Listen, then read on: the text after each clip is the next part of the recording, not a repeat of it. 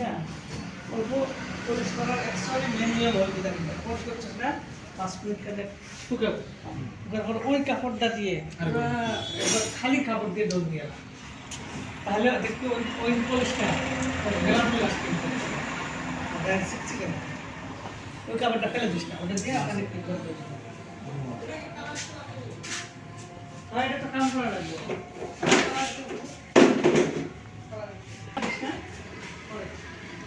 মতো আর রোডের ওপরে লাগা না লাগে না হ্যাঁ তাহলে ঠিক আছে হেলমেট ফেল দে পাশে হেলমেট দে কেমন পিসটা